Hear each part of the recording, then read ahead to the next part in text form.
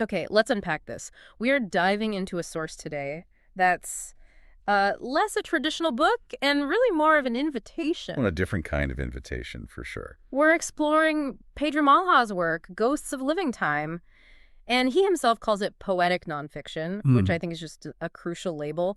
Our whole mission here is to explain this entire book, but not by, just summarizing facts. No, you can't. It would miss the whole point. It's about synthesizing the experience it pulls you into. Exactly. And that's a perfect distinction, really. This isn't history you'd find in a database or a textbook. It's more like philosophy that you access through sensation. Yes. Ghosts of Living Time is explicitly asking you, the listener, to just stop analyzing for a second and start feeling. Hmm. It's built on this premise that the places we live and the objects we hold, even our own bodies, they all Yeah. hold this layered presence, this living time. Memory stops being a past event. It becomes an atmosphere. An atmosphere. I love that.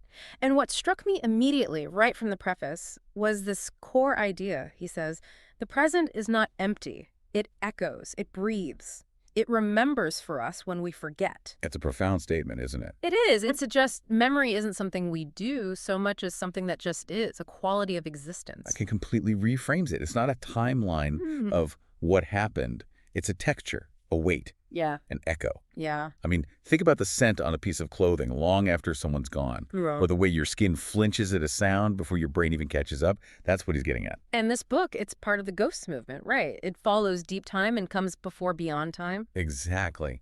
It frames this whole thing as a journey into spaces we think we know, Mm. our rooms, our streets, Right. but where, as Mal puts it, time breathes differently. I really appreciate that he sort of anticipates our need to analyze things, but then he gently steers us away from it. Yeah. We're always looking for the what, the answer. But this work, it demands that we notice the how. How does this room feel? How does my hand rest on this object? It's an invitation to enter through, I think he says, sensation, silence, and recognition. And that challenges our whole idea of what it means to be well-informed. Usually that means you know the facts, the history. Here, being well-informed means noticing the echoes. It means recognizing the weight of presence. So the instruction isn't just to read, it's to let the experience soften you. Precisely. To let things feel familiar without needing a reason why. It turns simple attentiveness into this profound act of discovery. Since the book is so different, the structure itself feels like a huge part of the message. For anyone listening who likes a clear process, the way each chapter is built is like a roadmap for getting into the state of presence. Oh, absolutely. It's not just telling you about living time. It's designed to make you engage with it differently. It's a gradual descent, isn't it, into intimacy. Malha doesn't just throw arguments at you. He creates this staged environment for you to reflect in. And there are 5 distinct parts in every chapter that all work together. They're meant to break down the walls between you, the reader, and the sensation itself. So we start with the meditative pauses. They're right at the beginning of each chapter. And they're not just decorative. No, not at all. He calls them doorways to calm. They literally demand that you slow down, breathe, and just notice the presence in the room before you even start reading. It totally recalibrates your pace. Then you get into the main content through kind of 2 different avenues. First, there are the reflective stories. These little sensory glimpses, windows and mirrors, he calls them. Right, little images to ponder. And then you get the main course, the living reflections. These are the immersive narratives. This is where he's really asking you to feel the memory, to sense the whisper, not just understand the concept. And then at the end of the chapter, it gets even more personal with the memory experiences. Mm. These are quiet prompts. They're not really questions looking for an answer. They're just open spaces, invitations to feel presence in your own life. It's very intentional. But the whole thing builds to what is, for me, the most fascinating part of the structure. The mirrored questions. Oh, this is brilliant. It's genius. These are these deep, challenging questions, but they're written in reverse. So you can't just passively read them. You have to physically hold the book up to a mirror to see what it's asking you. Exactly. You have to Oh. make a conscious effort. And Mala's point is that the hardest truths are the ones we choose not to face. You have to commit to seeing the question. Otherwise, it just stays hidden. Knowledge of yourself requires an action. That intentional effort brings us right back to the core idea in the preface, doesn't it? That we're always rushing, but time doesn't work that way. It folds, it echoes. Right, and it reaches for us. Yeah. Through a smell or a gesture. And the book isn't interested in, grand historical timelines. It's focused on the intimate history right here in this moment. The haunting isn't some ghost story. No. He says the haunting isn't under your feet, it's in your fingertips, it's in the furniture. You don't need to believe in literal ghosts, just in the physical reality of echoes, the lingering pressure, the atmosphere. Which is perfectly set up in the prologue with that metaphor of the tree that watches. The tree doesn't move or speak, but it remembers everyone who's ever touched it. It's the perfect setup for part one. The tree is this nonverbal archive. It remembers the pressure of hands on its bark, the heat from a couple leaning against it, a child hiding in its shadow. But not their names. No names. The incident, not the identity. It holds the pressure, but not the language. And that's Malaw's whole framework in a nutshell. Memory only needs shape and feeling, not a name or a date. So, with that, we step into the external world looking for that shape of presence. The residual weight. Part I kicks off by looking at places as active participants in memory. It starts in nature with Chapter 1, The Lovers Beneath the Oak. And it's not really about the lover's story, is it? Not at all. It's about how the oak tree absorbed their presence, their quiet shared existence. And this is where we have to contrast our human view of memory, archiving events, with this ambient view. Right. The environment archives presence. The oak didn't just witness them. It took their warmth and their silence and their breath into itself, like wood soaking up moisture. The details he uses are just. Yes. They're exquisite. They force you to look closer. He notes that people who walked by later, people who knew nothing about the lovers, felt the grass there was a little softer, a bit warmer. As if the earth remembered the pressure of their body. Exactly. Or that the bark held a faint, sweet scent, and the birds nested just a little higher right above that one spot. And that's where this isn't just poetry. This is the physical manifestation of living time. He connects it to things like Shinrin-yoku, or forest bathing. Right, which isn't just about relaxing. No, it's about acknowledging presence. And we know scientifically that trees respond to touch, to vibration, even to the stress hormones in our sweat. A tree feels us. So this book just bridges that gap. It suggests that a tree absorbing our emotion is just a technical way of saying the world remembers with weight and sensation. That's a fascinating synthesis. So if a place can actively participate in memory, what happens when we go from the stillness of a tree to the total chaos of a city? Well, that's chapter 2, the street that remembers you. Emotional architecture. That's the term he uses, emotional architecture. A street doesn't just remember events, it remembers rhythm, the way the collective body moves through it. This connects so directly to that feeling we've all had. You're walking down a street and suddenly you feel this tension, or you speed up your pace for seemingly no reason. It's like your legs remember an urgency that wasn't even yours. Or it was yours from years ago. It's resonance. The echo goes both ways. The street is like a huge sensory sponge. It absorbs patterns, collective weight, hesitation, the spots where hundreds of people pause to check a watch. So we're just part of a choreography we didn't design. Exactly. We think it's coincidence or déjà vu, but the street has already composed the dance. When you pause at a corner, you might be waiting for something you can't name, but you're performing an expectation that the space itself is holding. It makes the city feel less like a machine and more like a living organism. And that leads right into chapter 3, where this idea of absorbed rhythm moves indoors. Rooms where we still breathe. Yes. Rooms aren't just backdrops, they're atmospheric containers. He argues that residual emotion doesn't just vanish, it gets absorbed. Laughter gets baked into the curtains. Right. And arguments hang like humidity. You can feel that. You can walk into a room where people have been grieving or intensely focused, and there's a density to the air you can't quite explain. And the book says this is because of actual physical traces left behind. Precisely. The observations are so physical. The floorboards remember the specific rhythm of pacing. A doorknob remembers a hesitant grip. And this is where the poetic really meets the technical. He talks about residue. Microbial traces, things like that. Microbial traces, volatile organic compounds, VOCs from stress or joy. I mean, fear and happiness have chemical markers that are carried in our breath. They are detectable in the air. Wow. So if science confirms that the air literally holds chemical markers of our emotions, that changes everything. The phrase "a heavy atmosphere" stops being a metaphor. It becomes a physical reality, a residue of flowing time. The memory isn't just in your mind, it's in your breath. And the room's the archive, holding the shape of that breath long after you've gone. So down in the room, we zoom in even closer. Chapter 4, held objects, held time, objects as anchors. Anchors that remember us by touch. The echo of use. This is so relatable. Objects are saturated with our quiet, specific presence. A ceramic mug where your thumb has worn the glaze thin, a leather watch strap that holds your warmth, the spine of a paperback that's warped from where you held it open. And those objects, they don't just carry the memory of an event, but the memory of our motion, our hesitation, the pressure of a grip, the flick of a page. Yes. And when you pick up that old object, it doesn't just remind you of the past, it invokes the specific version of you that once needed it. He makes an analogy to the Japanese ima plaques, right? The wooden prayer tablets. He does. They are full of intention, full of presence. They aren't just souvenirs. They hold presence, not history. That distinction is so important. Okay, so the final chapter of Part I takes us to a place of constant motion. The station that waits for you. A paradox, right. Places of transition train stations are designed for movement, but they collect so much stillness, so much anticipation. They're pauses made of steel and stone, and he says they're full of imagined futures that never arrived. All the possibilities that were discarded, the trains missed, the words left unsaid, it all hangs in the air there. And the station forces your body into a state of motion even when you're standing still. You lean forward, you tighten your grip on your bag, your body just recognizes the infrastructure of transition. Stations are these crucial archives because time stretches there. You become hyper-aware of the decisions that define your life. The platform remembers the fidgeting feet, the sigh of relief, the knot in your stomach at a goodbye. The mind forgets. The mind forgets, but the space holds it.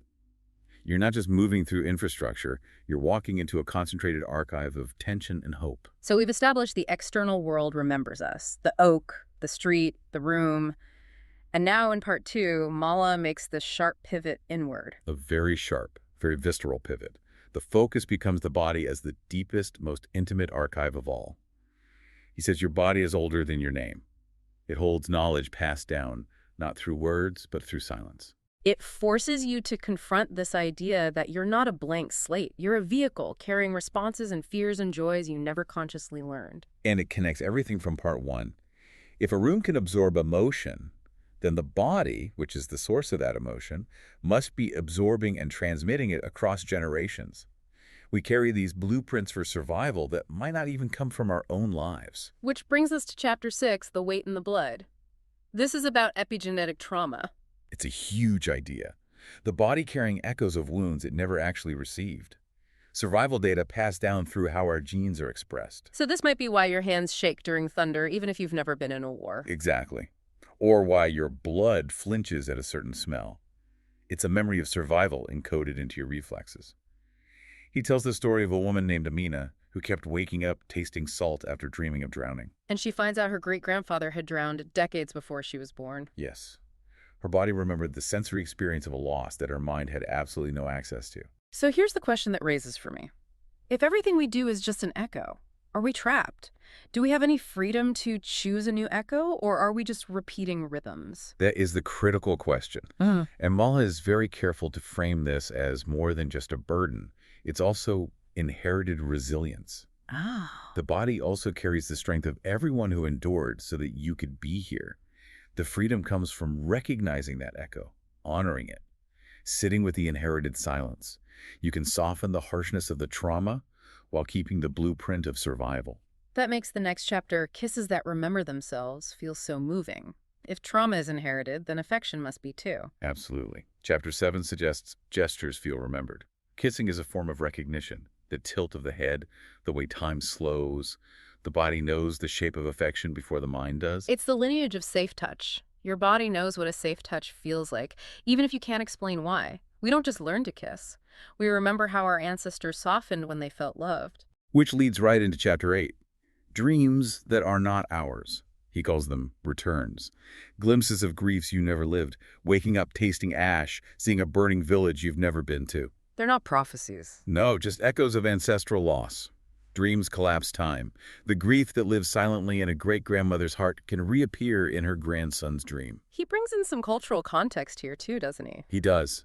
He references traditions like the Haudenosaunee, where dreams are seen as portals, ways for ancestors to communicate things the conscious mind has suppressed. So from dreams, we move to the physical shell that holds all this, the skin. Chapter 9, The Skin That Knows. The skin as this immediate interpretive map of sensation. It reacts before the mind even has a chance. The flinch. The flinch. It's instantaneous. The skin holds memory in its tightness or its sudden electric thrill. The way your shoulders tighten when a stranger gets too close, that's a memory. The comfort from a gentle touch, that's a memory too. This completely changes how you think about healing. It does. If the body is an archive painted by touch, then healing isn't about forcing a new story. It starts with stillness. With touch that isn't a demand, but an invitation. You have to remind the body that it's safe to breathe.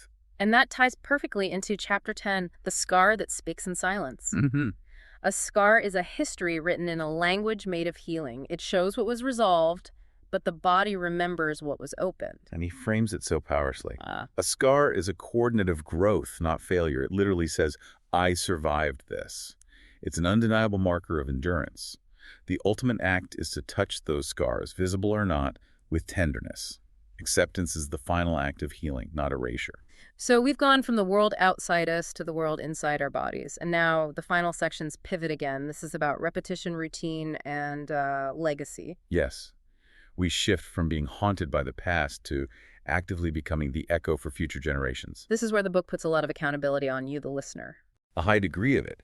The focus moves from receiving the echo to realizing that our daily lives, our gestures, are creating the atmosphere that will become living time for others. Chapter 11, The Century Still Speaking, talks about how the past lingers in our habits, not just in monuments. Inherited phrases like waste not, want not, or don't cause a scene, the emotional infrastructure that shaped us. He makes a great point about technology. That the 20th century is an active whisper. The rotary phone taught us to wait. Dial-up internet enforced delay. Even if you've never used them, the cultural rhythm they established, the value of speed, the expectation of instant gratification, is an echo you still breathe.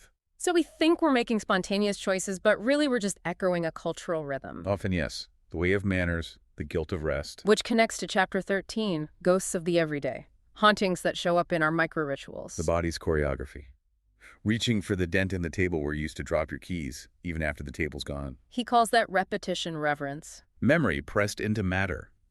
We leave these traces on the world, and the world confirms our presence by holding the dent, the scuff mark. These tiny rituals are echoes that remind you of who you once were. If a dent in a table holds memory, then what about something as personal as handwriting? That's Chapter 14, The Paper Trail of the Soul. Yes, he says handwriting is a visible voice. Paper holds pressure and transmits memory better than a screen because it's tactile. It's an archive of touch. The deep indentation where you press too hard, the crossed out line. It's not a mistake. It's a visible struggle to speak clearly. The paper holds the pulse, the hesitation. It's waiting for you to listen to the struggle it contains. And the last one in this section is Chapter 15, The Mirror That Waits Differently. This is a powerful idea. Very. That mirrors aren't just reflectors, they're witnesses. They remember our posture, our inherited glances. So when you look in the mirror, you don't just see you. No. You see everyone who shaped how you stand when you're being seen. Your parents tilted the head, the practiced smile you never quite got right. We are a chorus of remembered glances. So the book then takes this powerful turn toward agency. Chapter 16, The Silence We Add To. This is about inherited silence. The unspoken rules, the unasked questions in a family or a community. And he says that silence is often just grief that was never witnessed. It's a root system. It affects everything. We're taught not to speak, not to name the worry, out of a fear it will break something. But he argues we stop haunting ourselves by just listening to the silence, not rushing to fill it, acknowledging what we carry. And that leads right to the ultimate question of legacy in Chapter 17. You are the echo now. The accountability moment. The focus is entirely on you as the transmitter. Every gesture, every sigh is an echo someone else will carry. A child absorbs how you handle disappointment. A partner learns how you love in the quiet moments. And Mala is very clear. If you carry a harsh echo, maybe of anger or anxiety, you have the ability to soften it. You are the architect of the atmosphere you leave behind. Which redefines legacy in Chapter 18, The Memory Worth Leaving. It's not about monuments or awards. No, it's about presence and atmosphere. The lasting memory isn't what you did, but how you made people feel. The quiet ripple of kindness, an unexpected laugh, the patience that lets someone finish a hard thought. Kindness, he says, does not erode. It doesn't. The question becomes, how will I be remembered in their silence? Not, what will I leave behind? And the final chapter, 19, The Ritual That Opens the Door, gives us the tool for this. Rituals as deliberate attention. Lighting a candle, pouring tea slowly. They're frames that make the invisible visible. They force time to stretch. They are openings for awareness, inviting the past to join us without haunting us. And they shape how others remember us, the care we put into the mundane. It's a conscious welcome to living If time. we tie all of this back to the beginning, the core lesson of Ghosts of Living Time is really this invitation to attentiveness, to an intentional posture. It doesn't really have a dramatic conclusion, does it? No, it just settles into the quiet rhythm of being alive. The goal was never grandeur. It was just to love quietly, listen fully, and leave a little space where someone else might feel safe enough to unfold. So we leave this deep dive feeling, I don't know, less haunted and more accompanied. Yes, recognizing that we're walking through these layers of reverberation. The posture from a parent, the resilience in our blood, the silence we can now choose to witness. And that recognition brings us to this profound truth about memory. That it's fundamentally a form of breath work. When you stop and you rest your hand where memory lives, on a scar, on a familiar doorframe, you feel time knowing you. Not by what you built, but by how you breathed. Presence, quiet, unforced presence is the soul's loudest echo. That is a challenging and beautiful analysis. Thank you for walking us through this. It's worth noting, too, that this is part of the Ghosts movement. The next book is Ghosts Beyond Time. Right, and that one is described as asking an even harder question. What happens when we stop remembering it all? So we go from embracing the layers of memory we have to confronting the potential void of forced forgetting. It just makes the weight of the now even more vital. It does. It makes our actions right now feel so much more significant. So for our final provocative thought today, building on this idea that memory is presence and that we are all shaping the atmosphere others will inhabit, what specific, gentle trace of attention are you deliberately crafting today, in your home, on your skin, or in your routine, for the person who will stand in your silence 5 years from now?